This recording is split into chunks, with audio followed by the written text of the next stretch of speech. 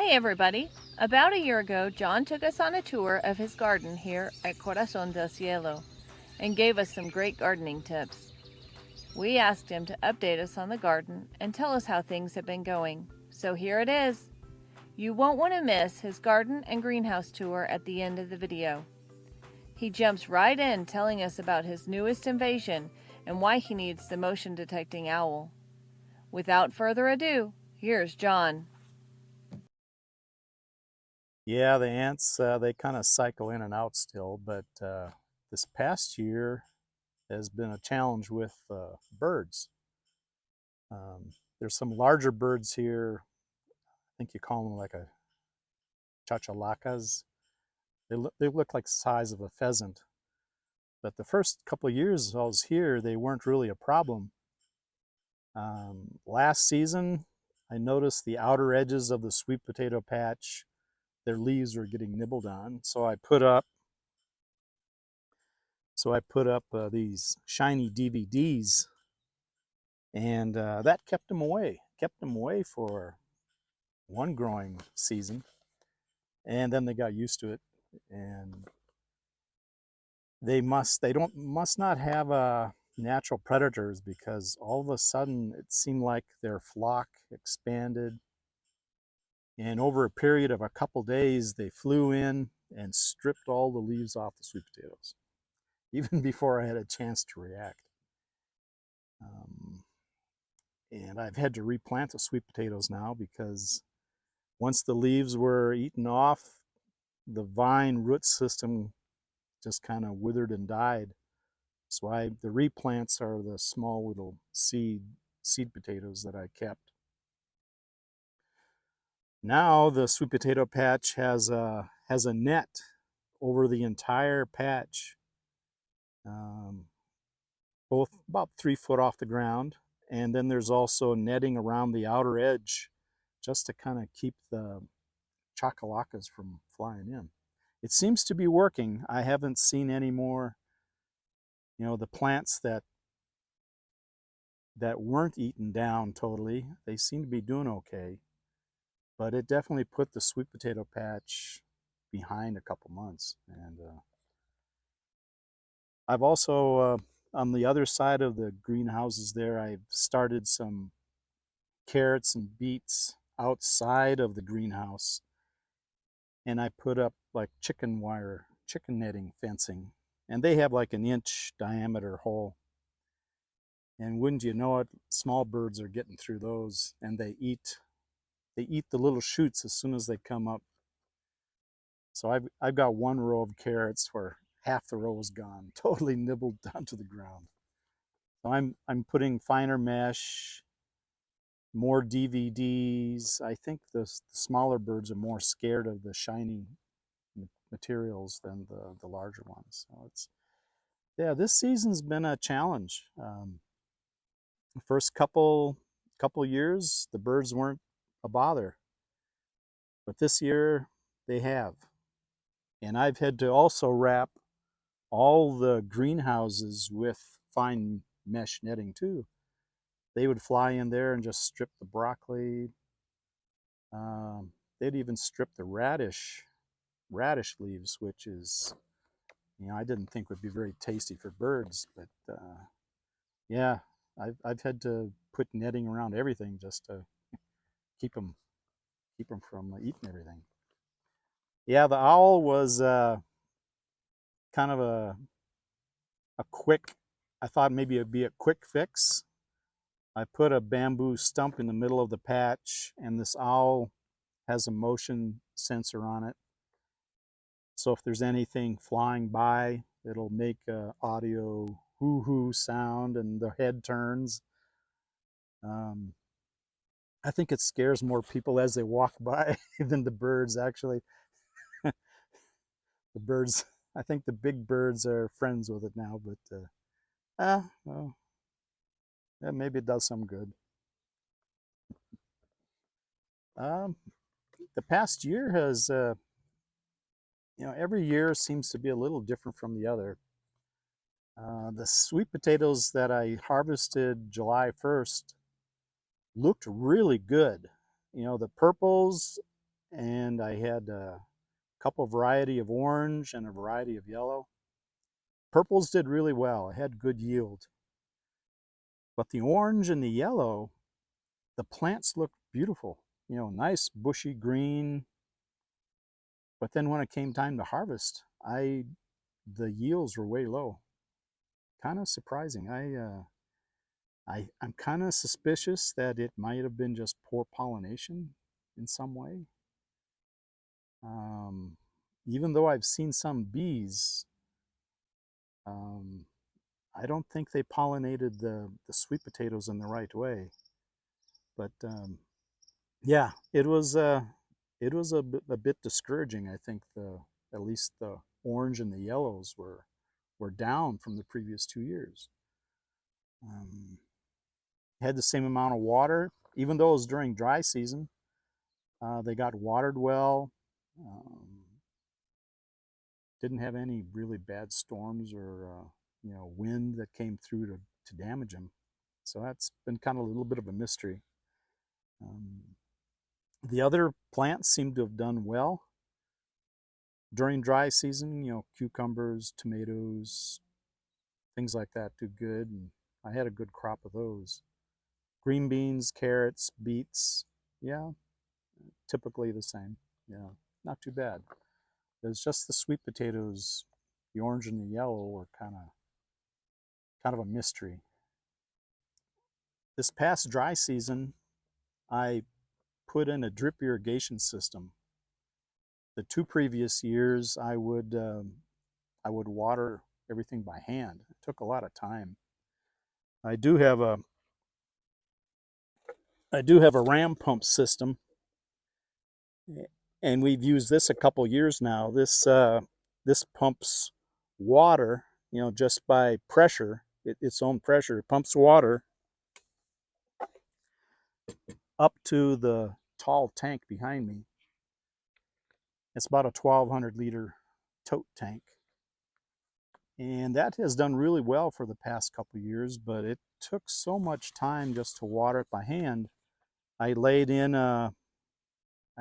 lines and put in drip irrigation, which I said really saved on time. And I was able to actually expand the garden, um, and then use the drip irrigation system and use the time for other things. So that was a good thing. It really worked well, and I plan to do it this next dry season. We're in rainy season right now. Don't need the drip irrigation system. Actually, we get so much rain that it's you're trying to protect the plants more than give them water. Yeah, I've tried some number of different new plants. I've tried a number of varieties of peppers. Um, Panamanian foods here are more on the mild, blander side. And I'm finding that the expat community really likes, a lot of them really like spicy and hot food. And they find it difficult to find that type of spicy foods. So I've started growing some peppers, some hot, some mild, and then I've been pickling them in what's called chayote. It's a squash type family, and it takes on the flavor of what you add to like the pickle brine. And I'll add like a Thai chili, which I grow at the garden here, some jalapeno, but I'm also growing some hotter peppers like Carolina Reaper, um, jumbo ahi. So I'm planning to just continue to experiment with pickled chayote and those peppers. I did grow what's called a daikon radish. It's like a Chinese, also known as a Chinese icicle radish. First time I've grown it, and they're very nice. They grow easy. They get probably about 2 to 3 inches in diameter, and they can grow up to probably 10 to 12 inches pie. They're fairly mild, have a little maybe of a peppery flavor, but I would cut those into strips like French fries and pickle those in a brine, adding some chili. People loved it, just absolutely loved it. And we've we've started this year going to the Saturday market right in town about probably twice a month now, and we'll bring jars of pickled chayote and pickled daikon radish and also sweet potatoes for the community. And people have really learned to like it. Last Saturday, I sold out of all the pickled chayote and radish within 2 hours. So word's getting around, I guess. Yeah. A fruit I started growing is called achuva, and they look like little Chinese lanterns in a way. And this fruit is native to the Andes, but they're also known as a golden gooseberry, almost like we called them ground cherries up north. But the uchuva, you see them in local stores here, and that's where I got the seed from.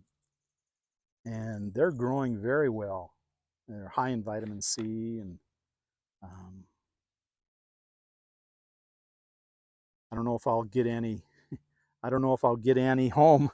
I kind of like to eat them right off the plant, but they've been they've been doing very good. My favorite plant, I think, so far is the purple sweet potato.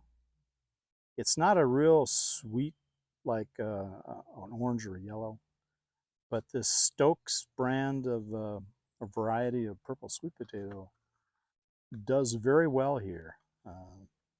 Insects don't bother it, diseases don't bother it. You can grow it during dry and wet season well.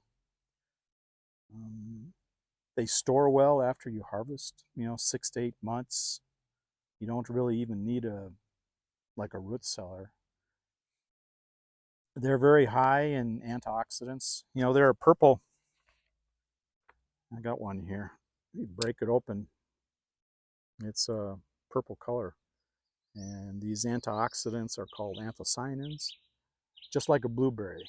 So you're almost eating blueberries along with your vegetable, and very healthy for you.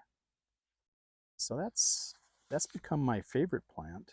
And then besides green beans, green snap beans, carrots, beets, those are your basics. They seem to do good too. And I do a lot of canning, so those type of vegetables can very well. I haven't tried canning the purple sweet potato, but probably could. And I'm looking forward to making some purple sweet potato pie here. And I got a recipe I want to try.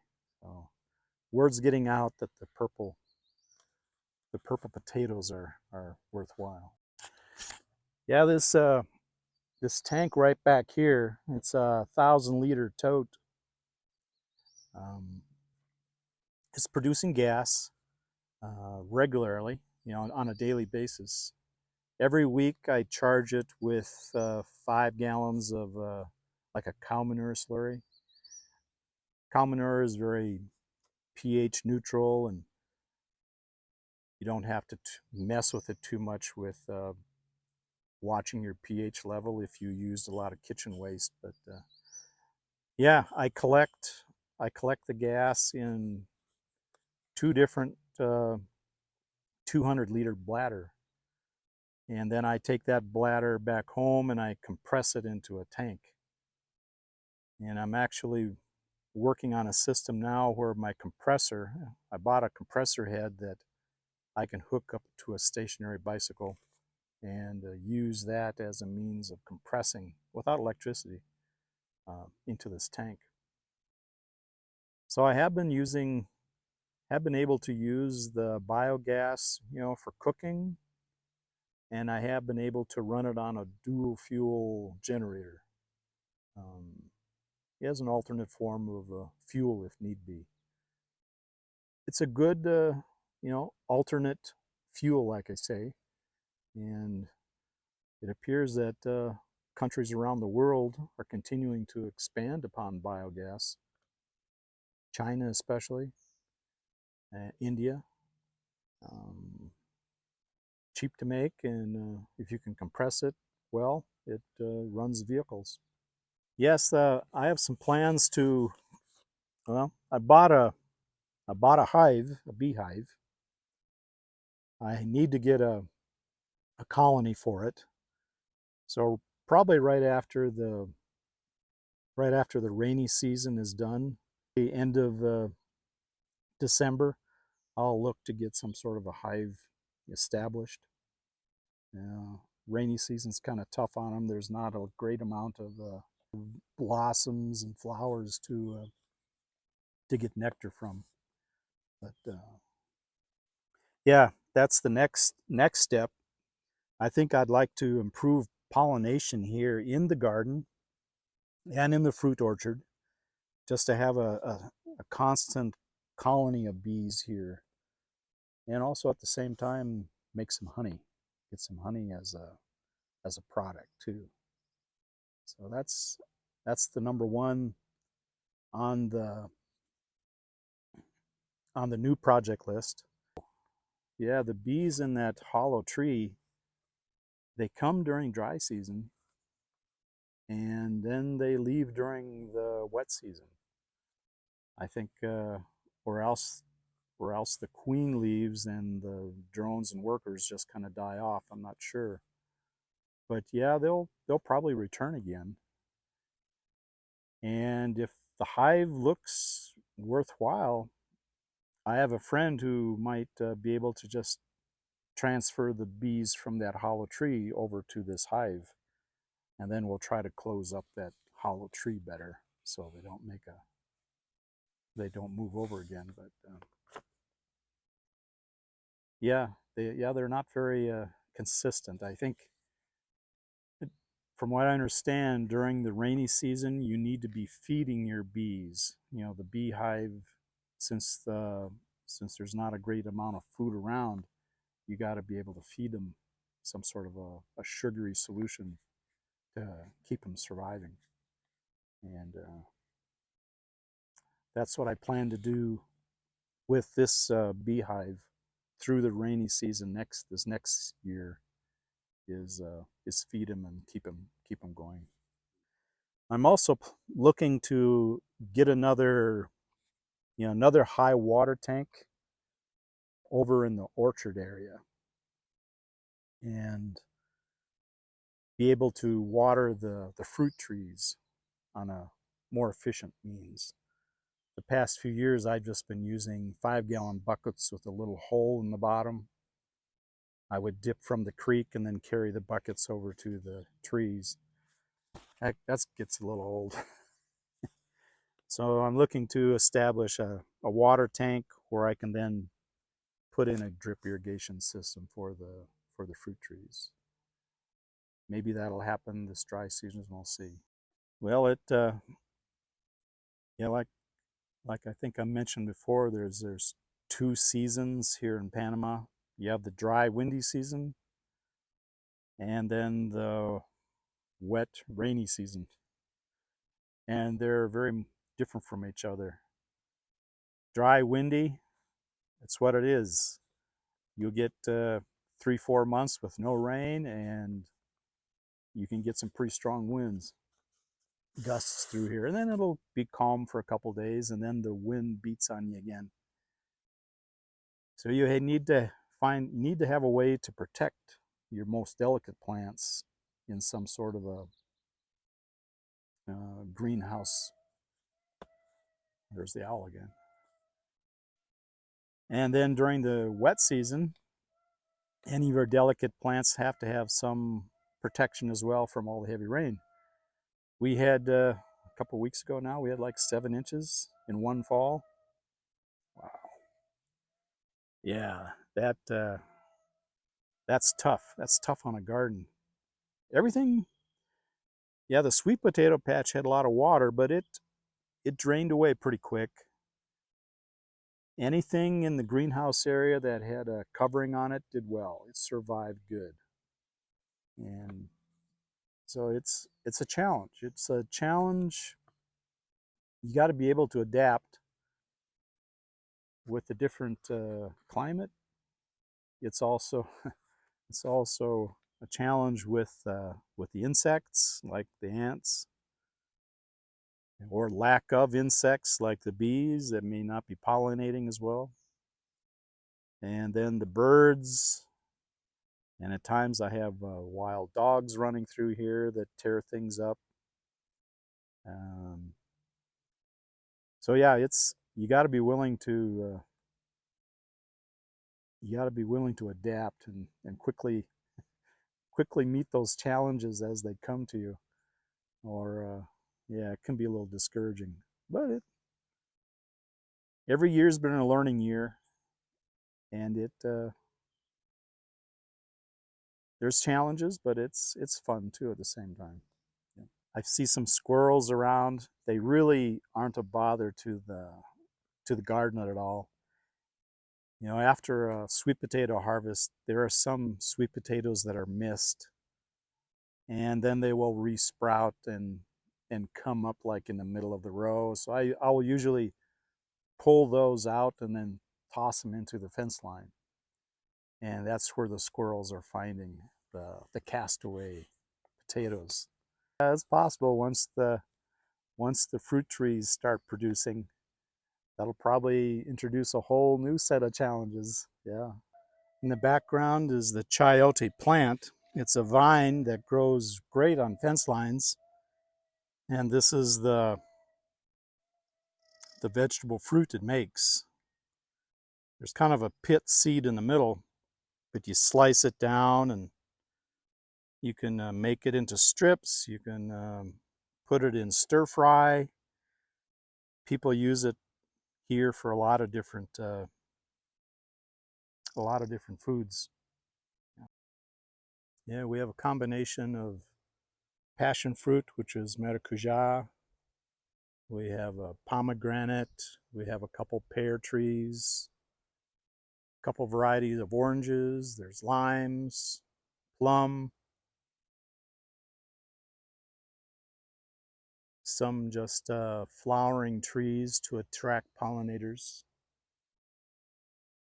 And we have a little, probably about 20 some coffee plants close to the creek. They're just starting to produce coffee beans. It'll be another year before they'll probably be worth picking, but they're coming real well. Pineapples in between the fruit trees. Pineapples taste delicious here. Very good. Yeah, that's a local variety, or a Panamanian squash called a zapallo. They do well here, typically even during rainy season, and bugs, insects don't seem to bother them too bad. Yeah, these are the outside rows that I've been experimenting with. You know, chicken netting with a strip of plastic over top just to protect them from the heavy rain. So on the far end, there's we're like 4 rows of beets. There's 2 rows of beets that are more mature. Some of those beets have been eaten by the birds, but they've held up well even after 7 inches of rain a couple weeks ago. They survived. And here we have 4 rows of seedling carrots. A couple of the rows have been thinned out. The far row has been thinned out already, but the 2 middle rows have not been thinned out. But you can see there's an empty stretch in that second row. That's where the birds got through the chicken netting and just cleared it all right down to the dirt. Wow. Well, these are otoi. Otoi. Yeah, I had originally had them more in the sweet potato patch, but the wind would beat on them so much that I moved them back along the tree line, get some protection. Yeah, I've tried eating otoi. Both of these varieties. Yeah, they're okay. I I wouldn't hunt them out, I guess, for a delicacy, but I think it's something that you have to gain a taste to. But they're much like a yucca root that you boil, and um, you can either mash or eat them whole. Yeah, they do real well in the compost pile here. Yeah, we have a couple compost piles, um, mainly yard waste. Also, bedding, chicken waste bedding that I mix in, and I mix that in with new plantings of sweet potatoes or any type of vegetables. In the far background, there's vines of lima beans. That's been a first time growth here, and boy, they really grow well. In the foreground, I have some broccoli and also some mild peppers that are coming along. On the left side is the daikon radish, and they're doing very well here. As long as the birds, as the netting is around, the birds won't bother them. I have some cherry tomatoes off to the right, a row of hot peppers on the left. Is that Chinese cilantro on kind of climbing? And then green snap beans on the right. They're blossoming. They'll be producing beans here pretty soon. On the left are some volunteer cherry tomatoes from previous harvest. I just let them grow. And then, well, that's on the left side. On the right side is another row of peppers. Thanks so much to John for showing us around and giving us some tips he's learned about gardening here in Volcan. Thanks for watching our video, and leave any questions you have in the comments. Check our website at corazondelcielo.com.